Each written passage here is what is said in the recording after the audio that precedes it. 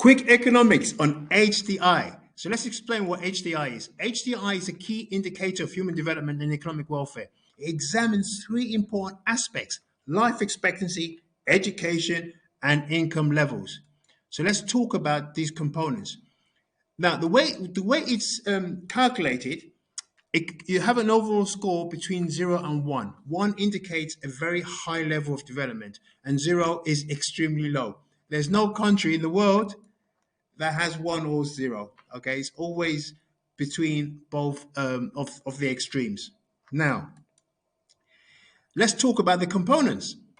Life expectancy literally means it consists of the average life expectancy compared to the global life expectancy. Okay, and that's what they look at. So in terms of development, obviously life expectancy is really, really important. How long do people live?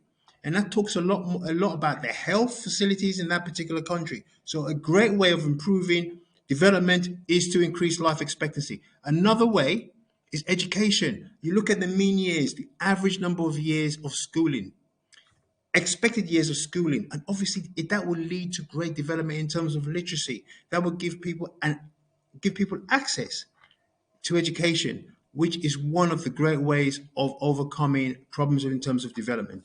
Then the third way is GNI per capita.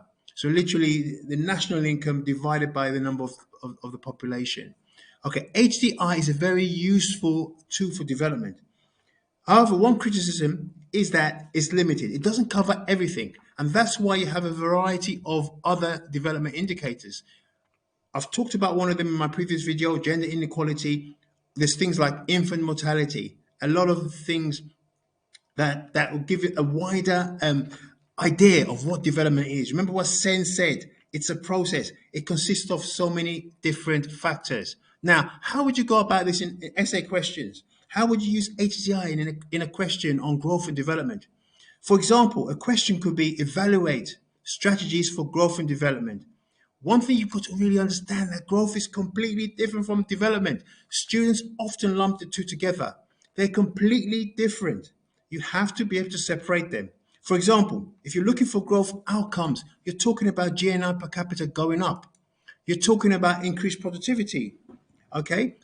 But you can link your strategies to developmental outcomes. They have to be different from growth outcomes, such as life expectancy. How can a strategy lead to greater life expectancy?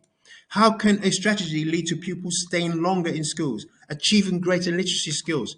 Whatever you do, when you're writing an essay, be specific, guys. Be specific. Don't just say this will lead to growth and development. It makes me mad when I see that. Be more specific. What exactly are you talking about? And then you're going to score really high marks in your essays. Okay. So think about the outcomes. Okay. So HDI is wonderful in terms of outcomes. Or you can talk about gender inequality, education or health in terms of HDI, gender inequality, infant mortality. Have a specific idea of when you're talking about developmental outcomes. Follow it through. Be specific, guys.